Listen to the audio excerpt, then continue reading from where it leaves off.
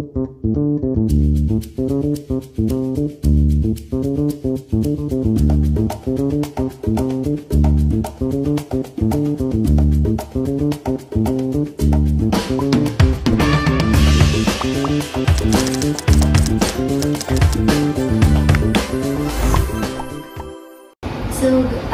afternoon po. I'm Sarah Villavivas po from Good Samaritan Colleges po. So today po, I'm going to interview po about the branded medicines and generic medicines po.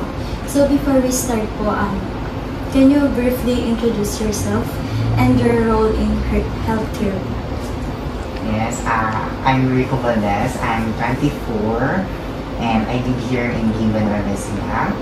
And I am a registered pharmacist and I'm currently working as a community pharmacist here at Mercury Drugstore. Okay. So what is your understanding about generic medicines? Generic medicines are the medicines that are made to be equivalent to branded medicines in terms of their active ingredients, their dosage, their strength, their safety, and effectiveness. Okay. How do generic medicines differ from branded medicines in terms of effectiveness and safety? In terms of effectiveness and safety, both generic medicines and branded medicines are equally safe and effective because una, they have the same active ingredients. Pangalawa, they are bioequivalent, which means they deliver the same amount of active ingredients into the bloodstream. And pangatlo, they pass clinical trials, kaya same lang sila. So next po is, how do you explain to the patients the importance of generic medicines po? I think in terms of affordability, doon papasok yung importance ng generic medicines. Kasi tayong mga tao, hindi naman tayo same ng isali sa buhay. So, madaming patient yung nakakapos sa pagbili ng medicines. So, iba hindi natatapos yung gamot nila dahil hindi nila afford yung gamot. So, itong mga generic medicines na to ay malaking tulong sa kanila dahil una, mas mura siya compare sa mga branded medicines. So, doon pa lang, malaking tulong na sa kanila para matapos nila yung gamutan. So next po is, what are the common misconceptions patients have about generic medicines po? Isang misconception na palagi kong na-encounter, sinasabi ng mga patient na mas less effective daw yung mga generic medicines kasi nga mas mura, which is mali-mali. Yung generic medicines and branded medicines, same lang yan ang effect kasi nga parehas naman sila ng active ingredients. Yun siguro na less effective ang generic medicines. So, how do you handle patients po who refuse to take generic medicines? Actually, pag ganon, hinahayaan na lang namin yung patient. Kasi meron tayong tinatawag na patient autonomy, which means may sarili silang kakayahan na mamili kung anong gamot yung bibili nila. Pero sa side natin, sa side namin mga pharmacists, dapat malaman din nila na yung generic medicines at branded medicines ay same lang ng effect. Next po is, what is your opinion on the affordability and accessibility of generics in the Philippines? In terms of accessibility, very accessible siya kasi nga madaming mga butika ang nag-offer ng mga generic medicines. Meron yung malalaking company katulad ng Rhea Generics, RightMed, na nag-offer ng mga generic medicines. And lahat naman sila affordable. Thank you po. Next po is, do you personally recommend or use generic medicines? Why or why not po? Personally, nagtitik naman ako mga generic medicines. And dito sa butika, madaming pagkakataon na nag-recommend kami ng generic medicines. Kagaya na lamang ng, kunyari isang customer, tapos sa budget, hindi kaya ng budget. yun, doon kami nag-recommend ng mga generic medicines para ma-complete niya yung treatment niya. Good morning po, I'm Jane De La Rosa po from BSN 24 po. Can you briefly introduce yourself po and your role in healthcare? My name is Susan Pablo Cortez. I'm a distributor. What is your understanding po sa mga generic medicines? Generic medicines. So, yun yung mga gamot na you mean the generic name? Ano understanding ko? So, yun yung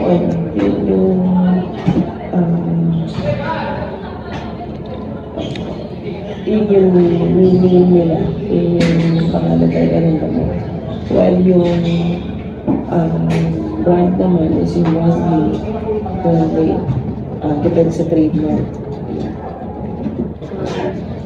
How do generic medicines differ po from branded medicines in terms po sa effectiveness and safety? So, generic, as far as I know, sabi kasi nila, the same effect lang kasi.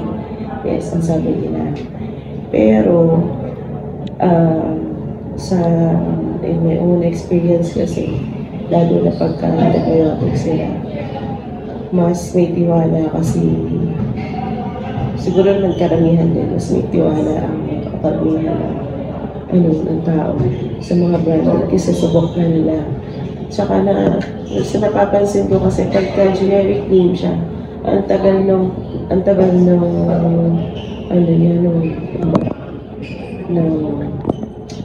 galing kunwari antibiotics. Tulad yung sa cough and colds, diba?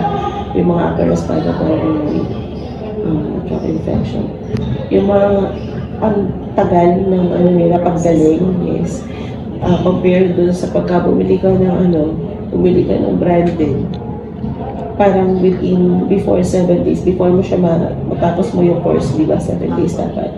Before you finish yung 7 days na course na antibiotic mo, magaling ka na. Yun lang yung napansin ko. Pero sabi nila, this is it. How do you explain naman po sa patient yung importance po ng generic medicines? Kasi as nurses, kailangan explain natin sa kanila na same effect, yes. Kasi lalo na yung underprivileged na patients na mas na-afford nila yung generic medications. Diba meron na tayong right med din. Tapos pero sa right med kasi mas mura pa rin yung generic, yung mas nabibili na mas mura. Although, hindi natin kasi pwedeng sabihin sa patient na ang bilhin nyo po ay itong brand ng medication na to or ito po ang bilhin nyo yung branded. Hindi kasi tayo allowed kasi medical practitioner tayo. Ni-introduce na generic medications. So, i-convince natin sila na the same effect lang po. Ito po yung generic name mo kailangan yung gamot. Ito po yung effect ng gamot na iinumin nyo.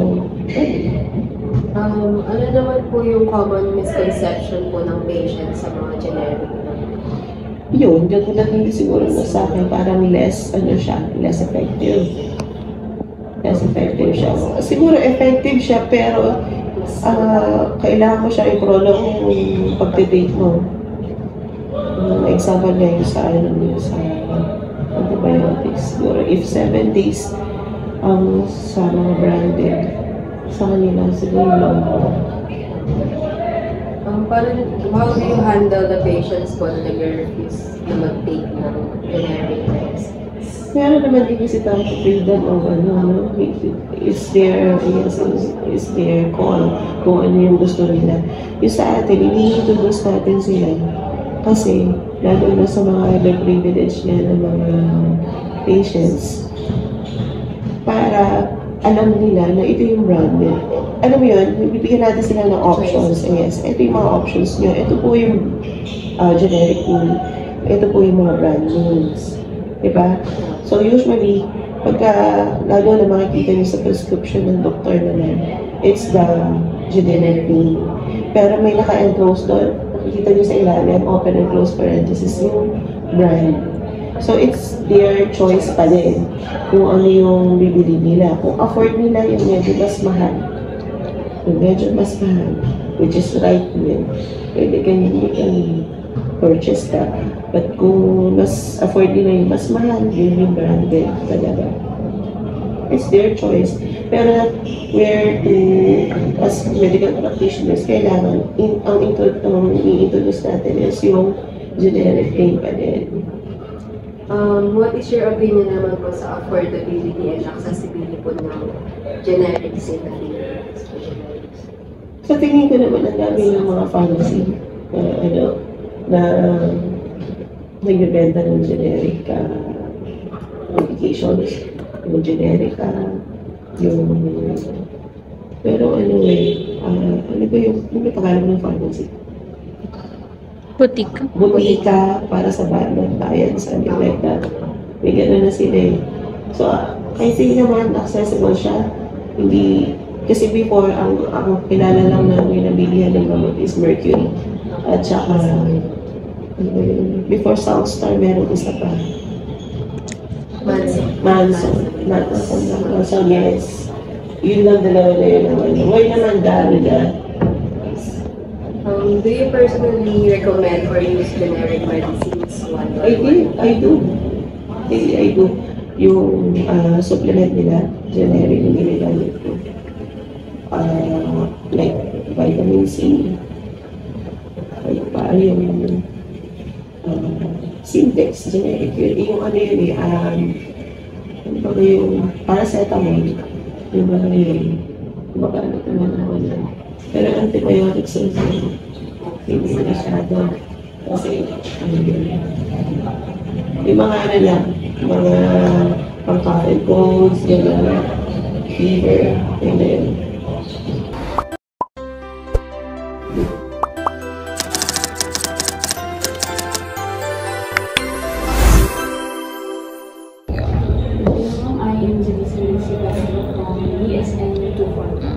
So specific to nurses naman po.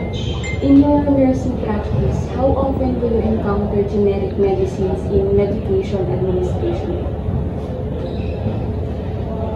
Dito sa ICU, dito kasi ang nasa sa ICU, good sa medical. Palaging generic dito dyan. Pero ano lang kasi, very short period of time na ano dyan. So most of my practice is sa Kuwait.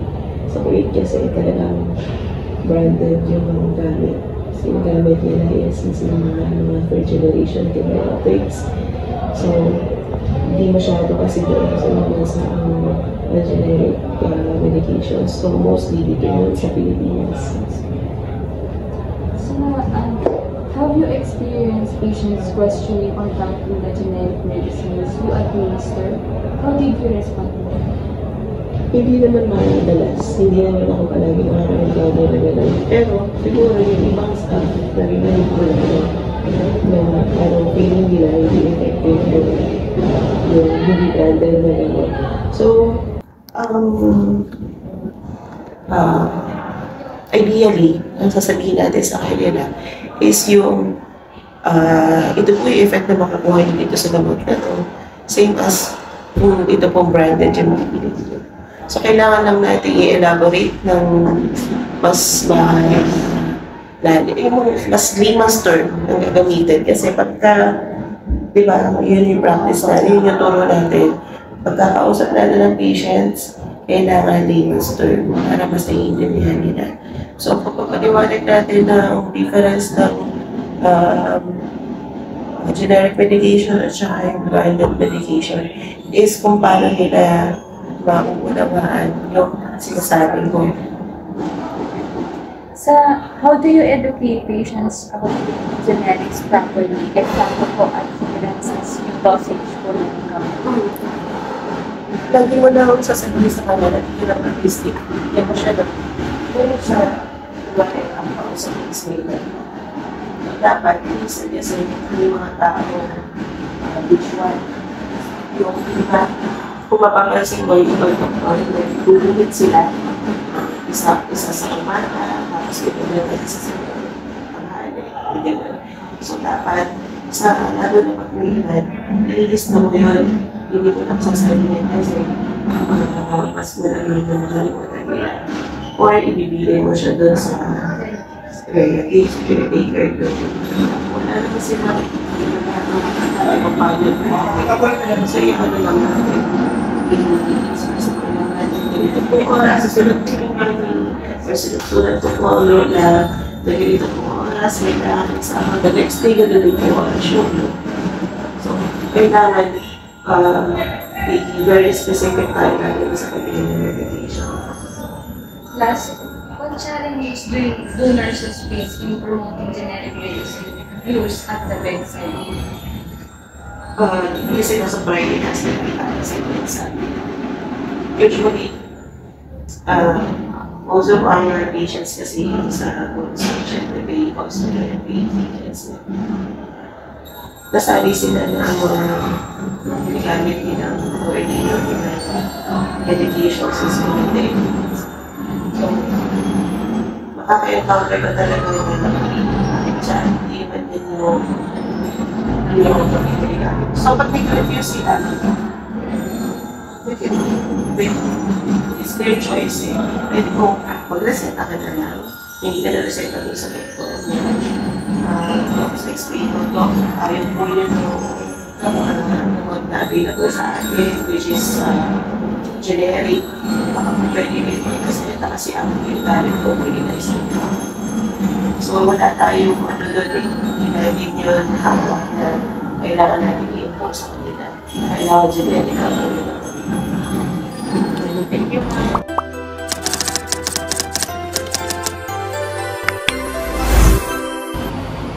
So, as a pharmacist po, what is your role in ensuring the quality and proper dispensing of generic medicines po?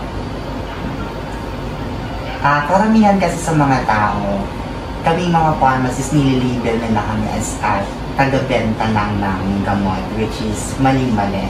Kami mga pharmacist, malaki yung ginagampanan namin sa healthcare. Una, kami nag-make sure na tama yung storage ng mga gamot para ma-maintain yung efficacy ng gamot. And kami din yung nagsisiguro na si patient nakaka-receive ng tamang gamot, na alam ni patient kung paano i-take yung gamot. And pag may iba pang tanong si patient about sa gamot, kami mga pharmacists nagkakanap ng patient counseling para masagot yung mga katanungan. Next po is, how do you promote generics inside the pharmacy setting?